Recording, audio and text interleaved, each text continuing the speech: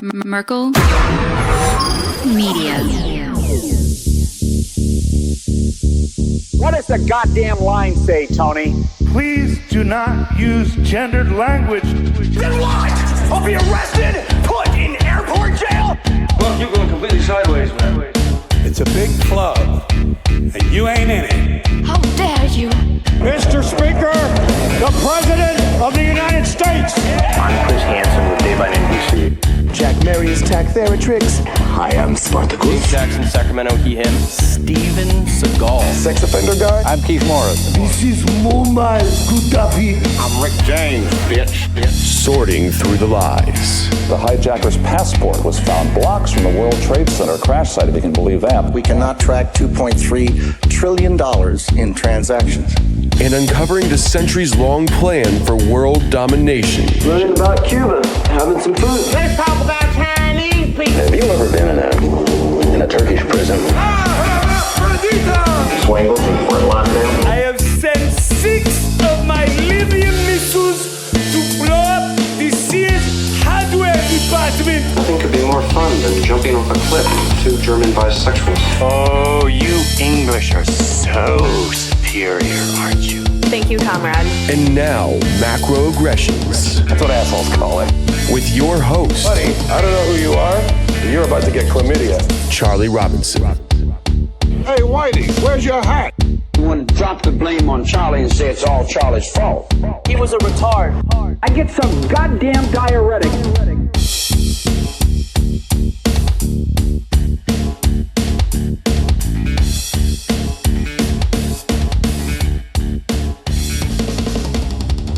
Welcome to Macroaggressions. I'm your host, Charlie Robinson. If you're watching us on Rockfin or Rumble or listening wherever podcasts are served, thanks a million. We appreciate it. You can connect with me. The new website is macroaggressions.io. You can find everything that we're doing over there and find our sponsors page and check out our sponsors. Speaking of that, have you made the decision to get yourself healthy? People over at Chemical Free Body are fantastic at this. They're building products, supplements that actually work. He keeps the chemicals out, thus the name, chemicalfreebody.com. Go take a look. Tim James has been on this show more than just about anybody. He put me through the 90-day detox challenge. Oh boy. On 2 different occasions, I've done it. I encourage you to take a look at it. It's Green 85 every morning. Gut detox, toxin detox, ultra enzymes, probiotics in capsule format. Just drink the green drink in the morning, take a couple capsules, and you're good. You do that for 90 days.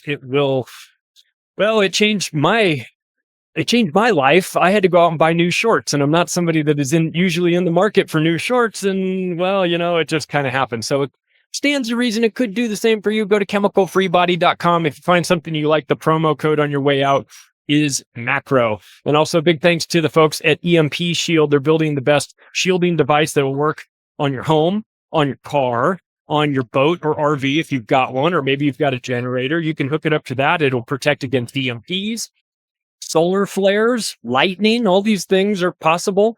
Hopefully we don't get the EMP, but at least you'll know that your device is many times more efficient than a single-use military design. It can handle up to 40 EMP strikes. I mean, your nerves probably can't, but the EMP Shield can. So why don't you do this? Just go to the website, read about empshield.com. The link is in the show notes. You can install it yourself, and there's installation videos if you're handy. It installs like a Type 2 surge protector, or having an electrician come out and do it for you. But if you find something you like, the promo code is macro. If you want more than one of them, the bundle package brings that $1 per unit price down to a very reasonable amount. So check it out, empshield.com, promo code macro. Well, back from Acapulco, talking food. There's only one person I'm really going to reach out to when it comes to growing your own food. It's Marjory Wildcraft from the Grow Network. Hi, Marjory. Good to see you again. Hey, Charlie. Yeah, good to see you. Yeah, in Acapulco was so fun. You guys got to pick up a copy of the replay. I know Charlie's going to have a link for you, but yeah, it was so fun. Really fun.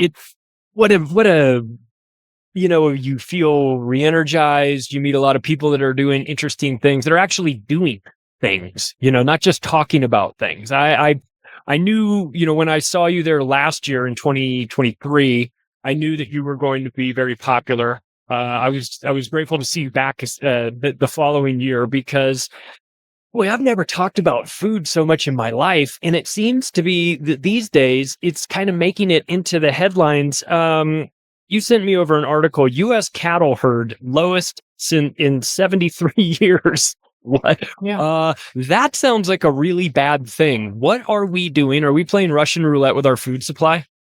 Well, some of that has been droughts here and there, right? And ranchers, if you can't afford to feed the cows, you send them off to get processed, right? And that's actually one of the reasons, believe it or not, beef prices are lower than what they should be. It's been ranchers selling off their herds.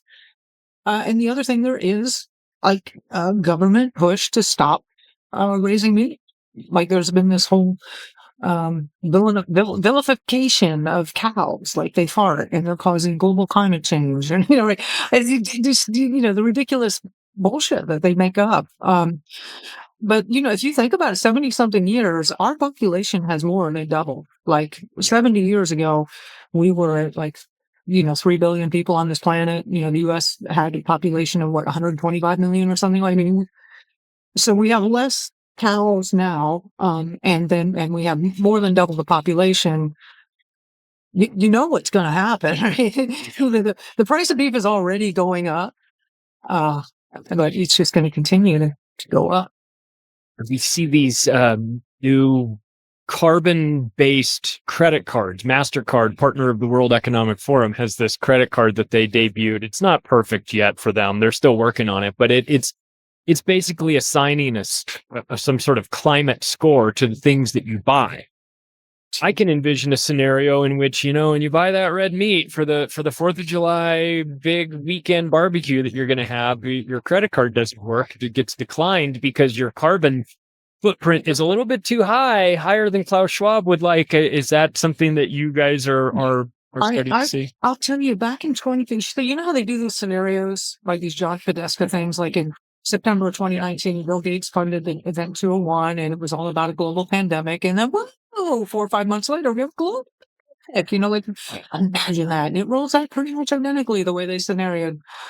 Well, in 2015, and I was not as clued in at that point in time of the importance of watching these scenarios, but I saw it because it was related to food, and I kind of looked at it.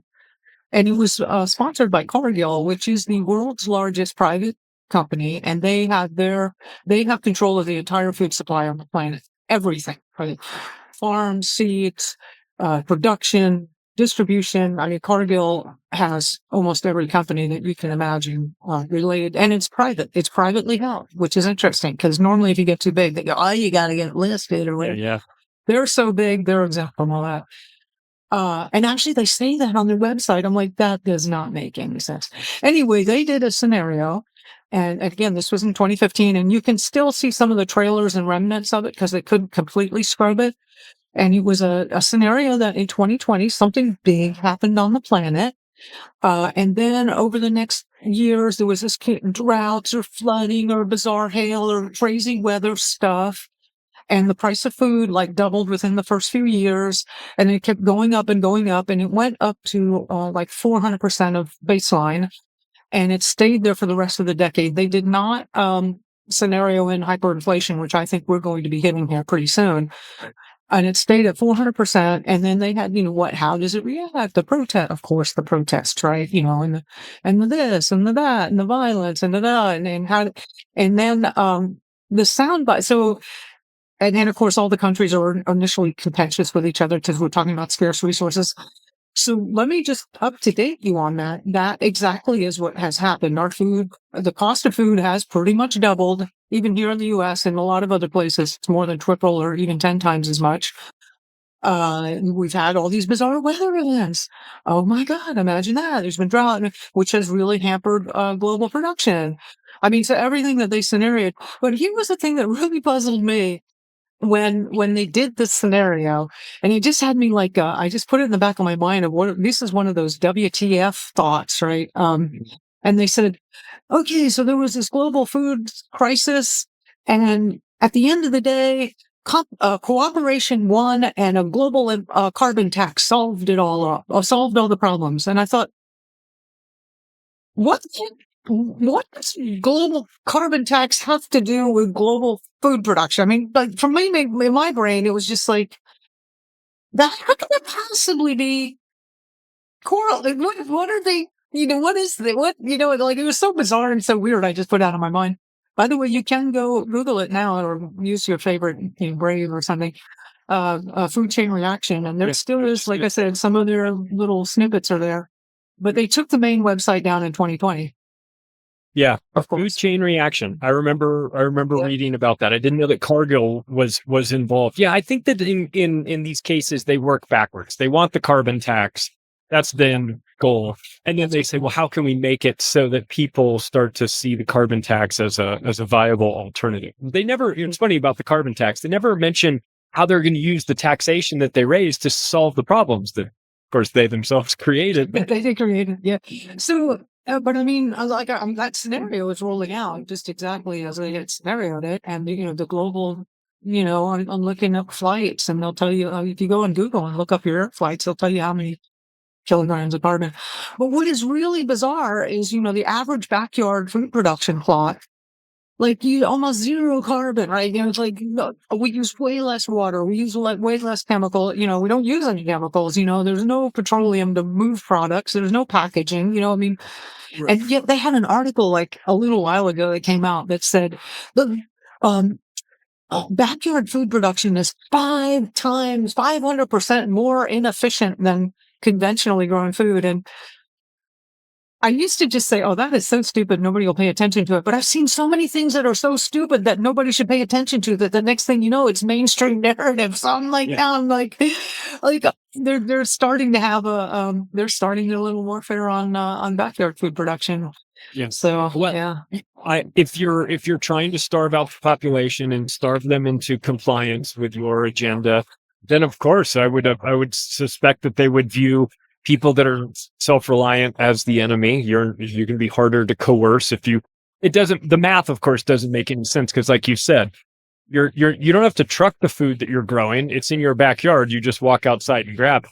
So you've cut down on the petroleum of moving it, the packaging that's involved in that, the just-in-time delivery service,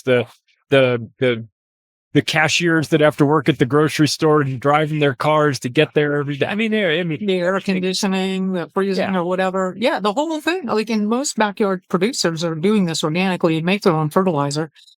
So there's no, most of the commercial fertilizers are some sort of petroleum product.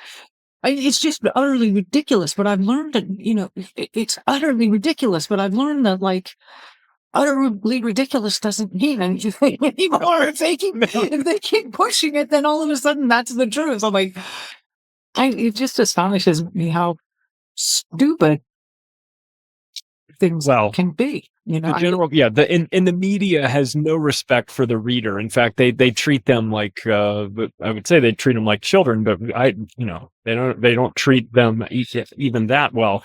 They treat everyone with such utter disdain. They want you to go or read the headline and then go about your day thinking that, urban farms, they produce, they're way worse than commercial farms. I'd love to see the math on that. I'd love to see them show their work in any way, shape, or form. I read it, and it just is ludicrous. They were saying, they use cinder blocks and stuff like that, and that uses so much carbon in the manufacturing. So it's therefore more inefficient. And I'm like, well, wait a minute. You got combines, you got irrigation. They didn't count any of that. No, it's just utterly ludicrous. But ban cinder blocks. That's where we're going next. It's the headline. That's all they want out there, and then that's it. Well, since you and I spoke last year, the headlines have been kind of crazy. We've seen a lot of. So we've got our problems with factory farms, but we know they exist.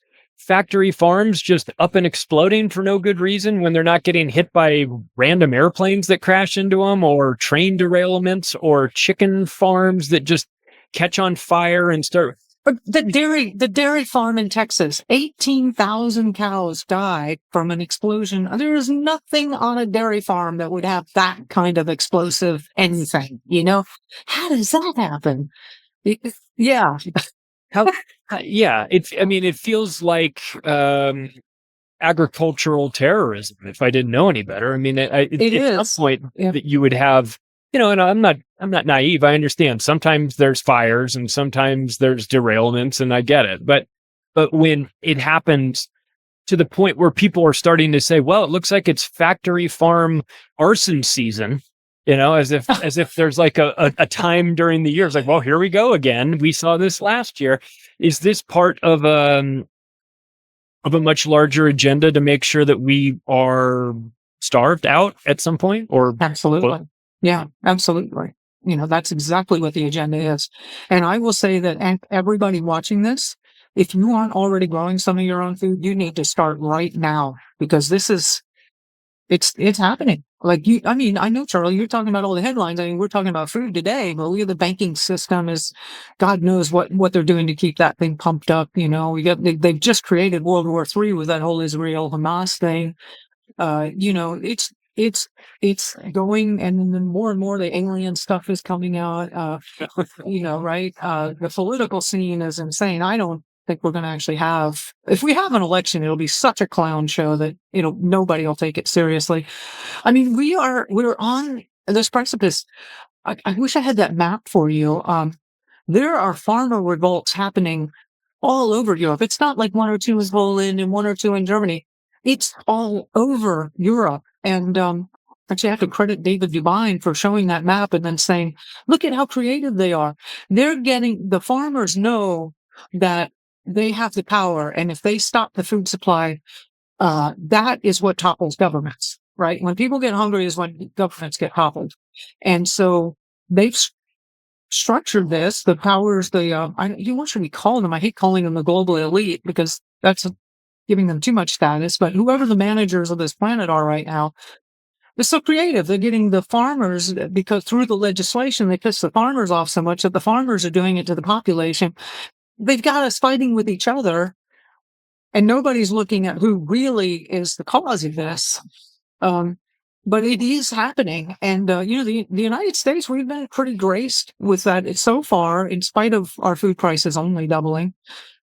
It's not that bad here yet, but it is coming, and it is coming really, really, really fast. And you still have time to do things. The early adopters have the advantage. Like right now, you can go buy some laying hens, and you go buy some rabbits, and you can buy seeds. There's lots of seeds in stock. You remember 2020?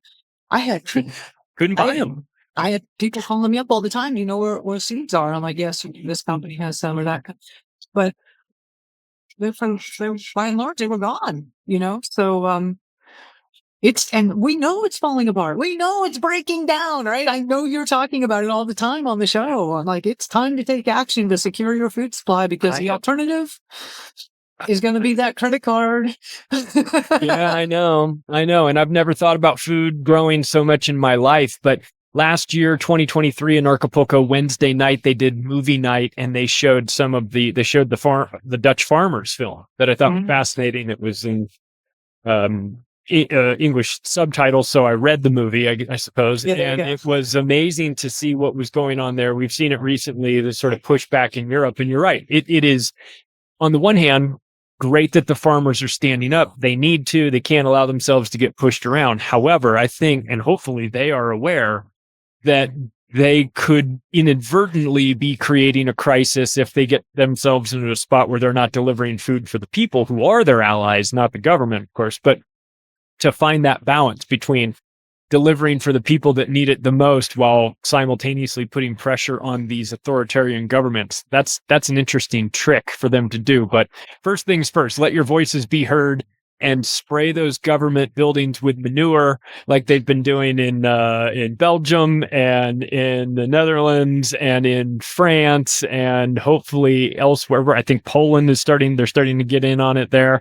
I'm for it. I'm for all of the disruptions against the government, as long as the farmers also keep it in the back of their mind that at some point they're going to need to start making food for sure, and ignore these politicians. Do you think is that how we get out of this situation? The farmers to the rescue?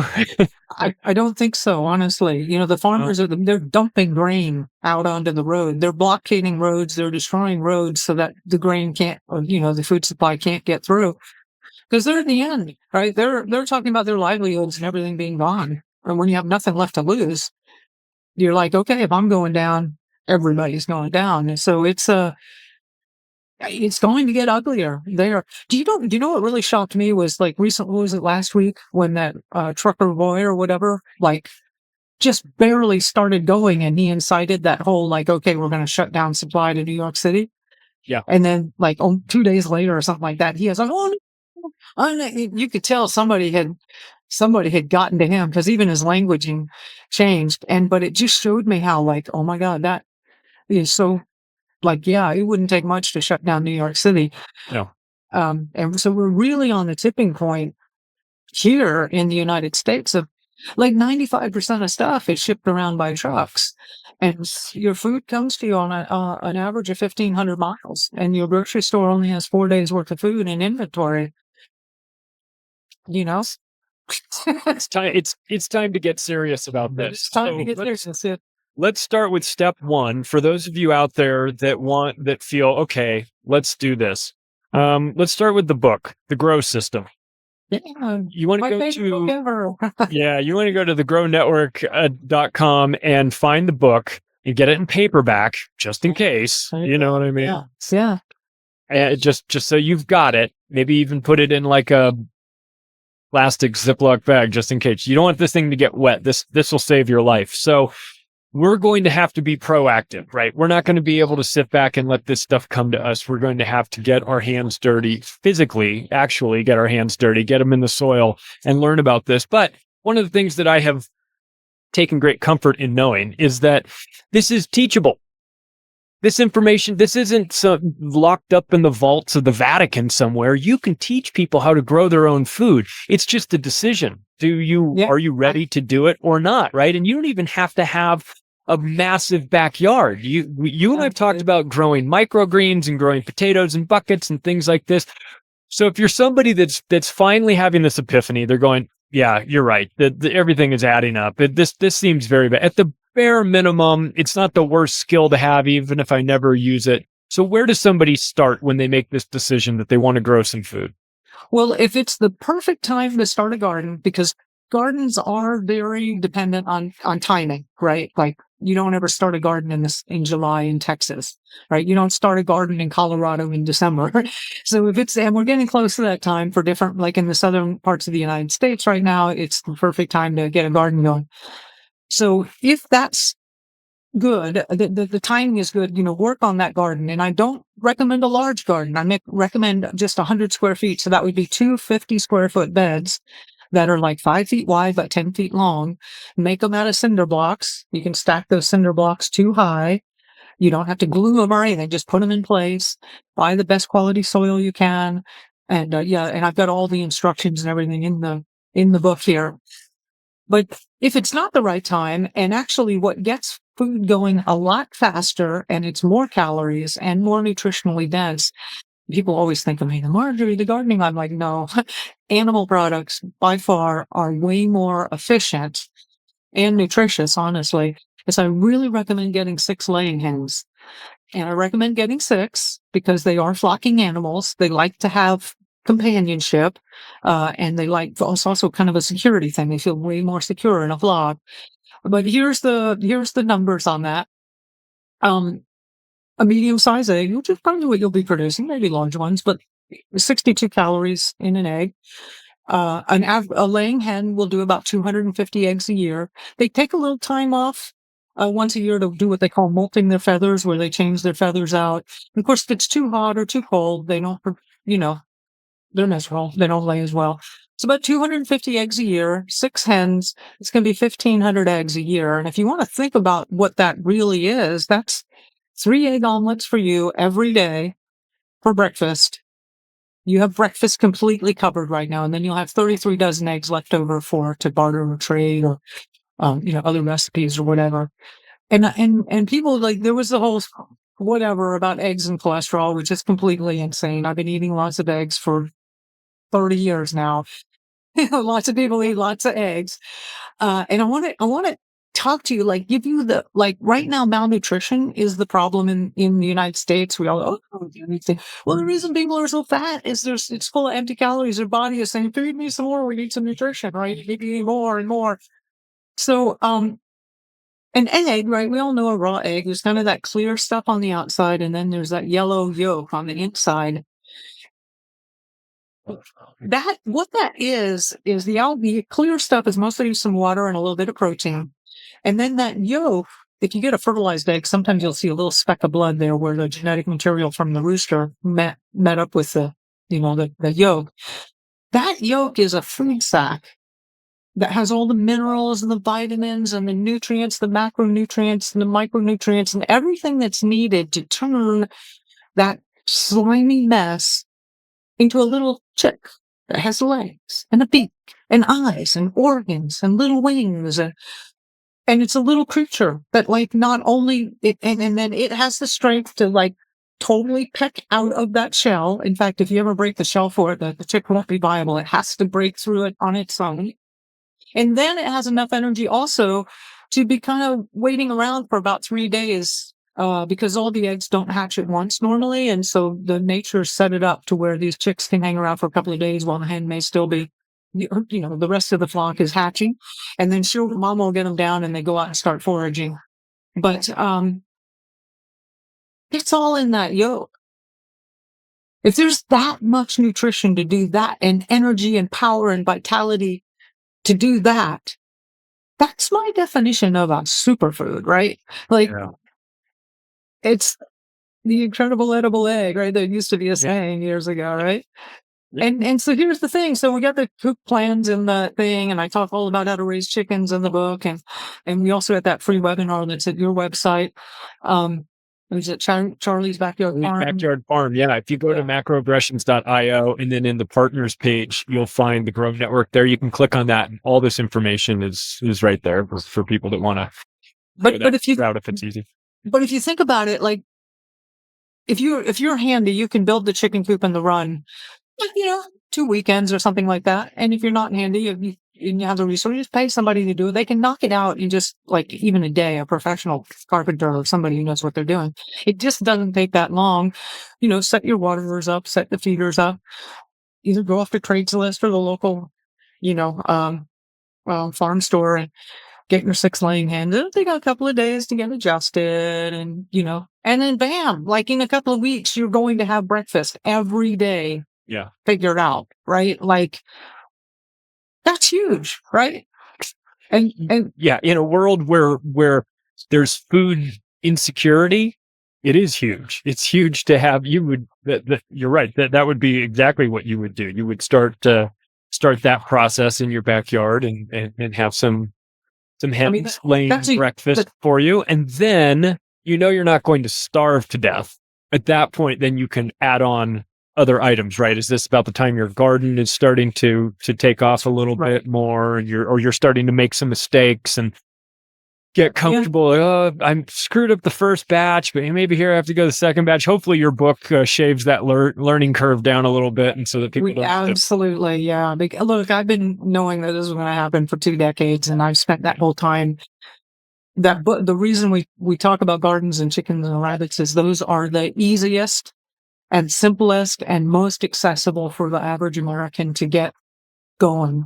And I've looked at and there's lots of wonderful ways to grow food. Don't get me wrong. There's beekeeping and mushrooms and lamb and goats and aquaponics, and there's all kinds of ways to do it. But these 3, hands down, are the fastest and easiest for people who have no experience and maybe they're older or they're out of shape. This is the fastest way to get a lot of calories and nutrition up and running as quickly as possible. So that's what this is designed for, is just for this crisis right here. The crisis near you.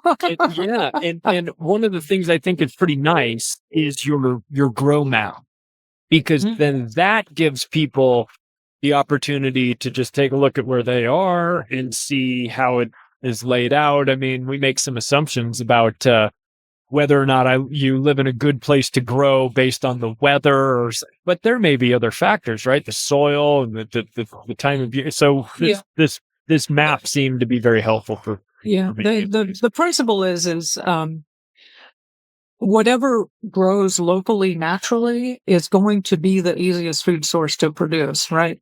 So people often think, Marjory, why are you living in Puerto Rico? And really, it comes down to this: is I'm not going through the apocalypse without chocolate and chocolate cuts here. Right? And now I could do chocolate in Texas. I could do chocolate in Colorado, or many of the places I've lived. You can do it, but it's like god awful. You got to create a greenhouse, and you got to manage it. Here it goes wild. I'm like, that's why I live here. A couple of other reasons. I've always wanted to learn Spanish, and men like to dance. Like Latino men, very proud of their ability to dance. I love that. and some very nice tax purposes for being in Puerto Rico as well. I don't really make enough to have that be a thing for me, but I do love that they brought in so many of the Bitcoin people and the crypto people, because it's infusing this island with the whole new energy and youthfulness and purposefulness. So what's the vibe there? Yeah, what's the vibe in Puerto Rico? How I've never been there.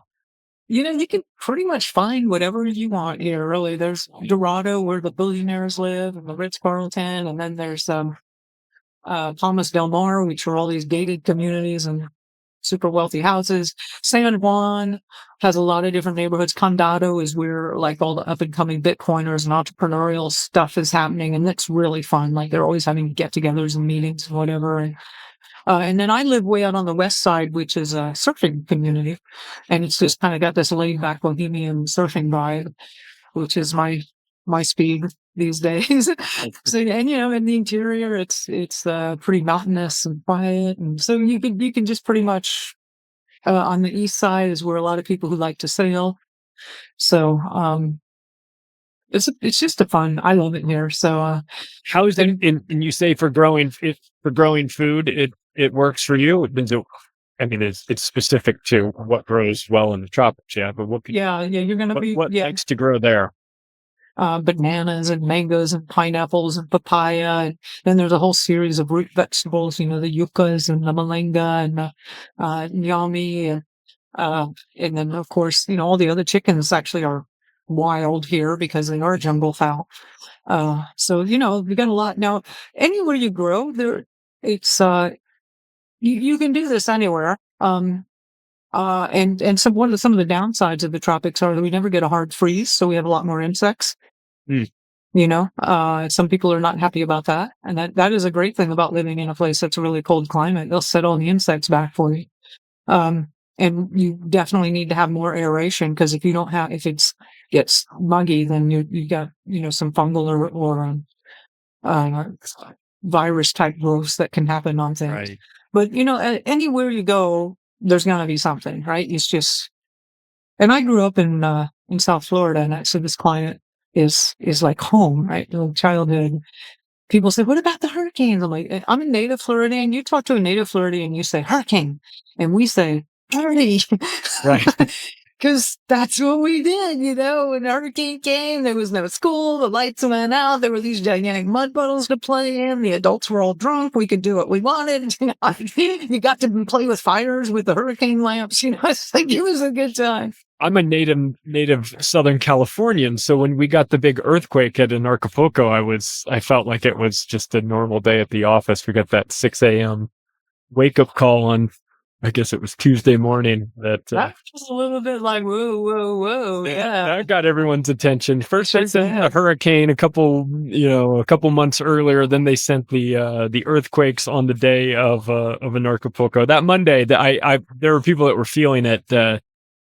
While there was an earlier one. While there were presentations going on, I was standing off to the side and I didn't feel it, but it got my attention the next time around. But let me ask you this: since we're talking about potential disasters, the role of growing herbal medicine, because I think that's something that a lot of people just don't even think about. But you have entire courses that people can take to learn how to grow. So what are we talking about here? Because in my mind, it's like ancient Chinese herbs and things like that, and that sounds great, but my assumption is that there's a specific way in which you need to make it, and if you're wrong, it's like you don't want to be the guy that's wrong about making the herbal medicines. Or is it easier than I think? It's easier than you think. I mean, really, if you think about it, maybe your great grandparents, your grandparents did all this stuff and made medicine. They didn't have Google. They didn't have a Cuisinart, think about 500 years ago. A lot of the herbal medicines that we use today were used 500 years ago. And they didn't, they didn't have, they didn't even have, a lot of them didn't even have glass jars to put this stuff in, right? So, the pestle and mortar and maybe a knife, so herbal medicine is really, really simple. I do grow some medicines, but honestly, let me go into that. So a lot of medicines are just growing all around you. And in fact, I tend to prefer just finding medicine, which is, it's astonishing, like what stuff around you is medicinal. The other thing is, it doesn't take a lot, and I don't recommend starting out trying to, cure cancer. Let's not do that right out of the box. But I think the book and a lot of the courses, especially you'll get introduced to after you go to the webinar at your site. But I just have the 12 common things that come up in a family. Fevers, colds, laceration, blisters, burn. Do the simple little things first and go, oh my God, this really does, poulticing really does work, because you already may have familiar with like that, right? Usually injuries or ailments tend to repeat themselves in families, right? And my family's prone to earaches or whatever it is, you kind of are familiar with that. You know what your normal treatments are. Well, just try some of this home medicine stuff, like for, earaches in particular. You can make an infused garlic oil and put that in the ear. Very soothing, really nice. And see how that does for you. And chances are that is going to take care of that way better, with way less side effects and way less toxicity than anything that God knows what they're putting in all those drugstore formulas anymore. And honestly, really, people ask me, they think I'm not an amazing herbalist. I really I have about 10 herbs that are my go-to herbs all the time. And I really don't have time. I would love to be an amazing herbalist, but I'm running a business. I'm doing podcasts, and I got people. But I take care of my own health. And again, 10 plants. You don't need to study a lot of them, and just start looking at the plants that grow around you. The book has some. If you head over to that webinar, they'll offer there to make for you or some classes. It's really simple and easy. And once you start doing it, you'll be like, oh, why haven't I been doing this all my life? I know that's kind of how I feel too. And you've got the Grow Academy, and through that, the courses that are offered there: backyard chickens, cultivating cannabis, greenhouse construction, a little bit of everything for just about anybody. So, is this the best way for people to home medicine, making home medicine? And the best deal they're going to get, though, would be to go hit that webinar that's at your website. And at the end of the webinar, we make you an offer for the book and the academy. And that's actually the best deals that the Grow Network offers. So, yeah. It just feels like this is so. Feels like you're being given the questions to the test before the teacher gives you the test. You know what is going to be asked. You know that there's going to be a problem with food supply. They're telling us. They're blowing up facilities. They're derailing trains. They're raising the price of food. They're lowering the quality. They're lowering the amount in the food too. The shrinkflation of the packaging is they're lying to you there. God, they're lying to you in every single way in which a person or a government. There's no telling what's in that food. I know Bill Gates bought up a huge amount of farmland, and he's developing spinach that has an mRNA vaccine in it. Right.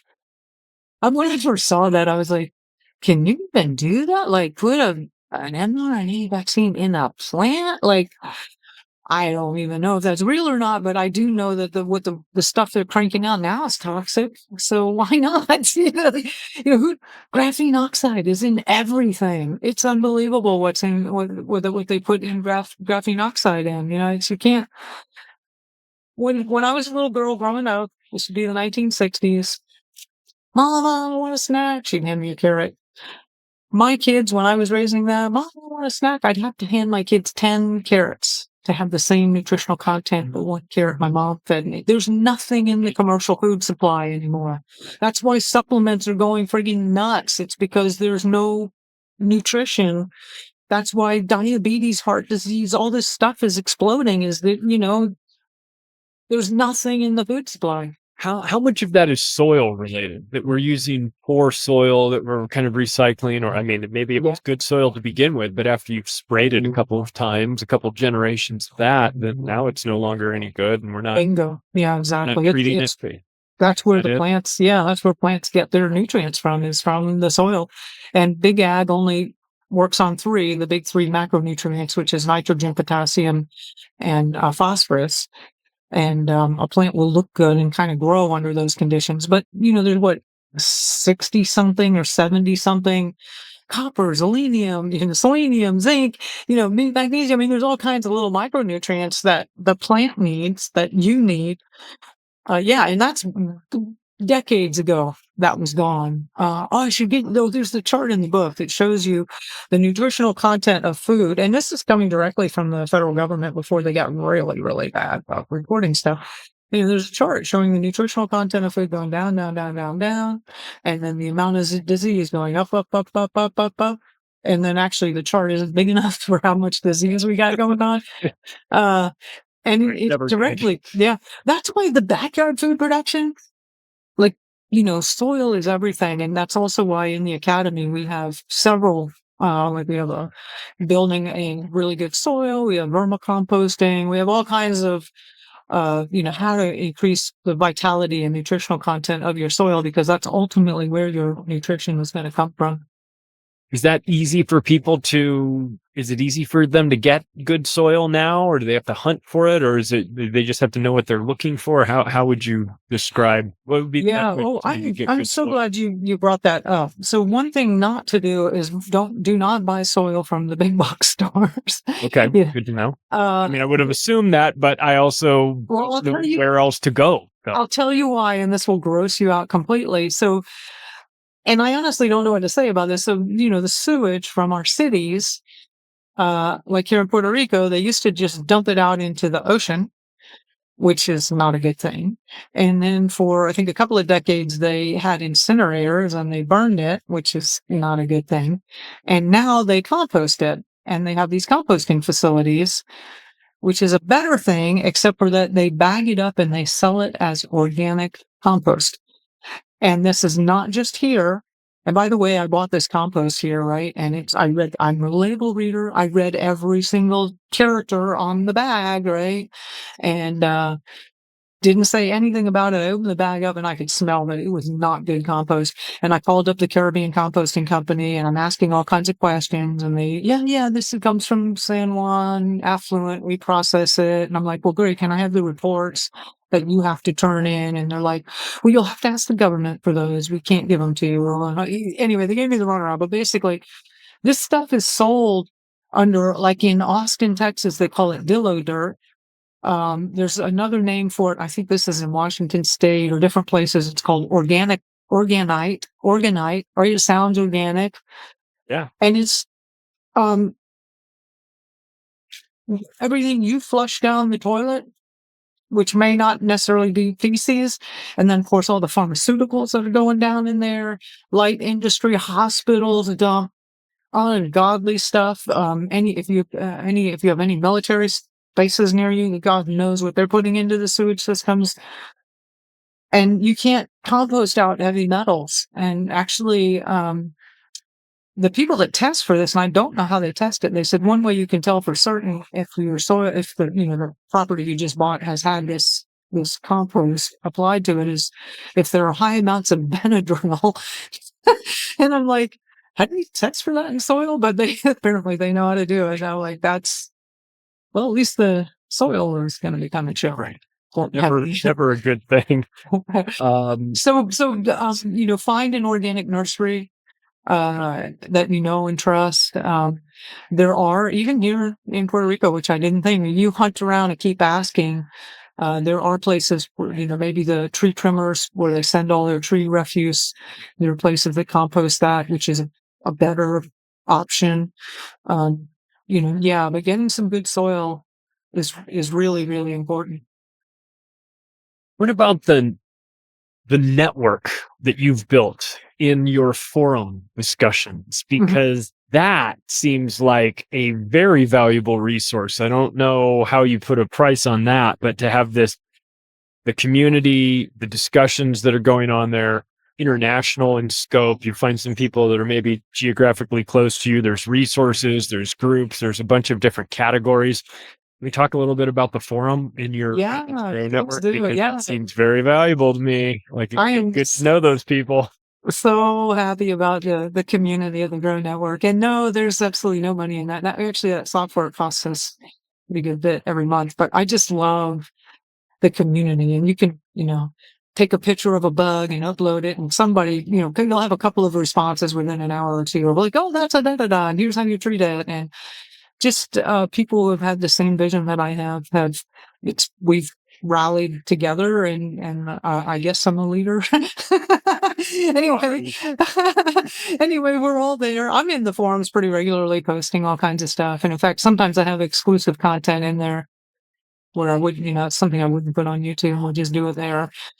I don't have the team at the moment to put it all over Rumble and picture all the stuff, right? So I just put it there. But yeah, it's a great group of people, and they're super experienced, and they're all really, like, they get it, and they want to help people.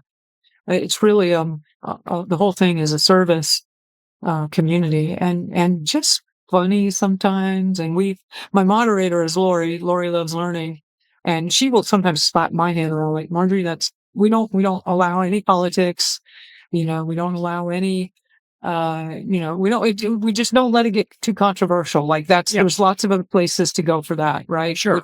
And we're just focused on solutions. Like, oh, that's how you made that homemade shampoo, or, oh, that's how you process acorns, or, oh, I did this tincture and it fixed that, and I'm so happy, and my blood sugar numbers are down, or whatever, or jokes or fun. So we keep it very, very lighthearted and safe, and because we need a respite. Yeah, for sure. And you need a network. And this is something that I think is kind of nice for people that are, you want to build a network from scratch, go for it, I suppose. But why not just plug into this pre-existing network of people that are international talking about this stuff? You mentioned sugar, so I'll stay on this, because how do we conquer sugar? Oh yeah, we got the conquering sugar. We got a whole thing in the training. A woman I had hired, worked with me for a few years a while back, was this amazing nutritionist, and I was having a bout with candida, and she was like, "You have got to stop eating sugar." And I was like, "Please, I love sugar." Yeah. And so she created this whole course that we ended up putting in there on how to conquer sugar. For me, there's a lot. I mean, it's not just one thing, right? But believe it or not, eating fat helps to cut back on sugar cravings is one of my go-to. You're staying hydrated, but if you come to my house, you'll often see the stick of butter has tooth marks in it. I leave the other sticks for the other people, but if it has the tooth marks in it, that's Marjory butter. That's funny. Well, but it's turned into a huge health issue in the world in general, but in America in particular. I mean, we are just so deficient in our nutrition, and you mentioned that earlier, where everyone's eating more because what they eat doesn't have the nutrition that it used to, and then we're overloaded with sugar, and it's easy and it's prevalent, and they've made high fructose corn syrup out of it now, so now they've even taken our food, which we should be eating, and they've turned it into candy. Yeah, one of the modules she has in there, which I thought was really good, is like, what is sugar? And people don't realize bread is sugar, right? It digests so quickly and turns into sugar in your bloodstream almost immediately. And there's a lot of foods that that you tell, that's my sandwich. There's no sugar in here. I'm like, yes, there's sugar in here. They capture it up, loaded with sugar. The bread turns into sugar almost immediately. So what is sugar was a really, really very informative part of that training to go like, oh, okay. Yeah, I think that, I mean, I need to get honest about my sugar addiction. I've had someone say, "Oh, you have a sweet tooth," and another friend of mine said, "No, you have a sugar addiction." Yeah, Let's just call it what it is. the sugar addiction is the thing. Yes.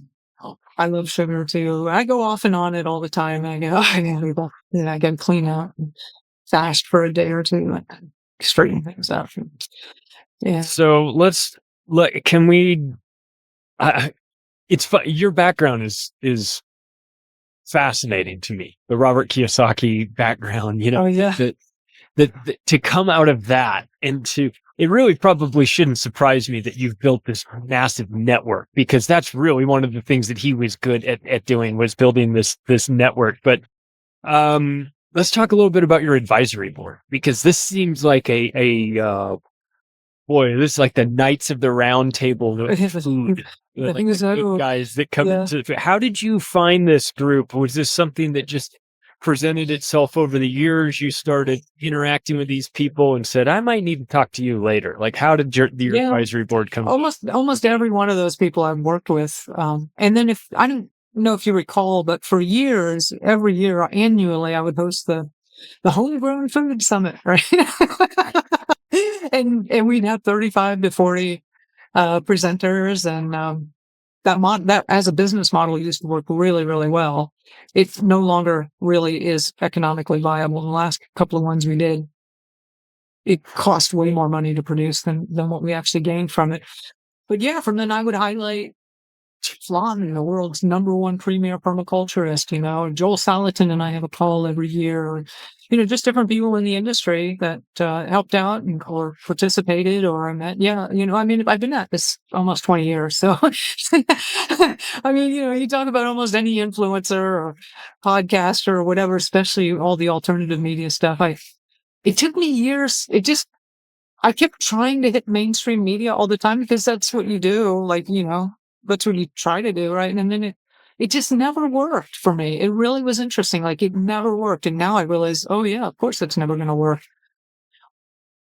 Yeah, I do. Yeah, unfortunately, I do know. And the mainstream, that you have this information, it's worth its weight in gold. You want to deliver it to them, and they're like, "Oh, thank you. We're not interested in this." Do you have anything on? Something else that's unimportant to us. So you want to talk about food? I mean, I'll tell you, your dance card is going to be full when the trucks stop coming. You know what I mean? Everybody's going to want to see what's going on over it. And that's why you need to get started right now. Yeah. Because when that happens, then you're not going to be able to buy laying hens, or if you do, they're going to cost an ounce of gold or something like. And now, $20, $30, not a big deal. I just picked up a bunch of rabbit pellets for feed, which is, until I get all the food sources growing for them, that's what I'm having to do, is $21 a bag. It used to be $8 a bag just a couple of years ago. So, this stuff is still available and it's still not that expensive. Do it now. This is happening. Do it now. Like, really. And I really sincerely mean this, because I feel that we have such an opportunity here with this collapse that's unfolding, regardless that they're orchestrating it. There is an opportunity for us here to break free of this control that we've basically been under for millennium, right? Humanity. It was actually such a relief to learn about how much control we've been under, because nothing made sense for me for most of my life. And now that I'm like, oh, that. Yes, that's why that's all screwed up. That's intentional, or they structured this because they're trying to suppress that or whatever, So anyway, we are headed into this is, they're doing a harvest or whatever they call it, like the depopulation agenda. It's full on, but in the chaos and the melee, and I think there's more and more people are starting to become aware of the situation we're in and who we're really at war with versus the sides that they've created. Right. I feel there's a great opportunity for us to be able to finally break free from this, but we will not do it without backyard food production. They own the grocery stores. They own the trucks. They own the farms. Like most people, everything they eat is controlled by that system. So you've got to get off that system. I know everybody's like, well, the InfoWars and my guns. And I'm like, you have got to start growing food. Part of this. Can we rehash this since we talked about it last time, but I'm willing to talk about it again for those with limited space, growing microgreens, growing potatoes, things like that. Let's say you're in a city, you're in an apartment. It's not the ideal situation for you for something like this, but you're proactive and you're a problem solver and you think you can get around this. What can you grow in your house without space? Well, let me tell you about the power of herb, and it's not just the cannabis. Well, first of all, just some potted herbs, like let's say 3 or 4 herbs, basil, mint, chives. These are all bulletproof, which means they're really strong plants and they're going to be way more forgiving of you. Put them in as big a pot as you can fit on your windowsill. So that way there's more soil there. That way it'll be more forgiving of your erratic watering schedule. And first of all, if you haven't ever put in a little bit of fresh basil on a dish, it is mind-blowing how much better that food tastes with just a little tiny bit of fresh herb up there. It really is shocking to me that a little bit of fresh herb can make such a big difference to a dish, but it really does. And the other thing is everything you learn from those 3 or 4 little plants, like if there's not enough sunlight, they get real leggy and pale green. If they don't have enough water, they kind of turn yellow and then crispy brown, everything you learn from those plants in that windowsill, not to mention the habit of interacting with them, even if it's just for those few minutes a day, is going to be exactly the same. Those plants will behave the same way when you've got like 100 square foot garden, or if you're managing acres of crops. And you might say, Marty, I'm never going to be managing acres of crops. I'm going to tell you, you have no idea what you're going to be a couple of years from now. None of us do. You're kidding. Yeah. I never thought I'd be talking about food. Next thing you know, I've got you on a bunch of times. I've had Jim Gale on. We're talking about food forests, talking about things that I'd never even considered before. So yes, you're right. So just get started. And there's lots of other things. Like you can grow mushrooms in a closet, or, in an apartment, quail. I have a girlfriend I set up, gosh, it was more than a year ago. She has 10 quail in her living room, and quail eggs, even though they're little bitty eggs, 3 or 4 quail eggs is equivalent to a chicken egg. So she's producing, a significant amount of nutrition and in her living room from the quail. And they're pretty quiet. They're not super annoying like roosters or anything. And, she does have to change the tray out every day, but then she's creating all this really great compost from it.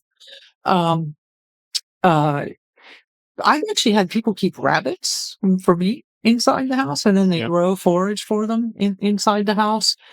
And then there's all of these wonderful little containers coming out now, like with the lights and the grow lights and the watering system and all that. And I'm not normally a big fan of that because it's a little bit more high tech. But if all you got is a condominium and you can get started growing some lettuce and some greens and that, please do it. I mean, get some experience with it. So there's potatoes in you can do. Potatoes in a bucket. Potatoes in a bucket. The other thing is the community gardens.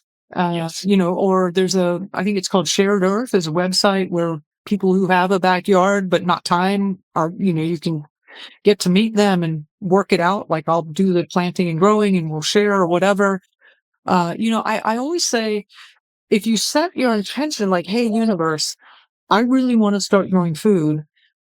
Can you help me? And I'm going to be open to receiving the answer from you. I promise you the answer will come. The universe really wants to help you. But, having an open heart and then sincerely being open-minded, because you never know where that answer is going to come from. And it's been really funny how the universe has done it sometimes. That's the trick, is that you have to ask for it and then not be so picky about the way in which it's delivered to you, because it comes in a variety of what a person comes into your life that you're not expecting, and they've got the information, and you thought it was going to look different than how it came to you, and then in the end you go, maybe that was the signal I was waiting for. When I first moved here, I for whatever reason, I couldn't grow food at the place. It was too shady and all different places, crazy. So I was living near this one place, and they had this walkway to the beach, which was kind of followed a little stream. It was a little semi-forested area. And I just got a pickaxe and went out there and just carved out a little, 20 square foot garden area that I started planting tomatoes and squash, and planted a couple of trees in there. And I just it's guerrilla gardening. It was like public land, and what the heck. And when I was there, I noticed there was this kind of a ratty looking bucket on the ground. I thought, oh, that's a shame, because Puerto Rico, it's generally pretty clean here. But then I noticed there was a new rope on it, and I thought, oh my God. And I looked at it and I was like, oh, somebody is using this bucket to get water out of this little stream. And then I started noticing, there is a plant. There's a pump. There's a cacao tree. Somebody's planting trees here. I'm not the only one this one is guerrilla food foresting, right? I'm guerrilla gardening. We're all planting in this public. And it turned out to be my next door neighbor. Okay. That's so funny. It turned out to be my next door neighbor, because he was looking at this garden coming up and going, who is that? I'm looking at the food board. So I'm like, who is that? And we were right next door to each other. It's so funny. You've got to put yourself in a position for magical things to happen. I'm glad I reconnected with you again. Glad I saw you in Acapulco. I feel like that's a place where you've got interesting people that are talking about homesteads and blacksmithing. I don't know if you saw what Jay Noon was doing off in the corner, but he had men camp, and it was like teaching kids how to blacksmith. And he said, I got these kids out there, man. Half of them can barely handle it. They can hang with me. I'm like, Jay, it's 100 degrees outside. What are you doing to these poor kids? He's like, well, we got to get them in there early in their life and early in the morning so that they can do the blacksmithing. I was like, go for it. Yeah, totally right. He did a good job. There's so many great people there. So yeah. It's an amazing place. Well, I'll tell you what, for people that are interested, charliesbackyardfarm.com is the website that's specific to us. You can go to macroaggressions.io, go to the partners page. And then through that, you'll see the Grow Network there. You can click on that link. It's the same link. But for people that are starting to, we have to beat everybody up a little bit, myself included too, to just start to recognize we have a problem. Good news is there are solutions. But the bad news is nobody's coming to save you. You're going to have to do it yourself. You're going to have to recognize this. What's the best place for people to find you, to find your work? Yeah, Charlie's Backyard Farm is really the best. And when you go there, it'll be a free webinar where I've just condensed 20 years of looking at how quickly can you get up to speed? What are the things you need to put in place? And you'll be super empowered by that. And then at the end of that, of course, we have an offer. It'll include the book and the best discount on the Grow Network Academy that you can get. And it supports Charlie, it supports the Grow Network, it supports this whole movement. But really, please, even if you don't use up my resources, start growing food, because we are the solution. We are the leaders. We are the survivors. And if you don't have a food supply, we are not going to win this war. So you got to get out there and do it.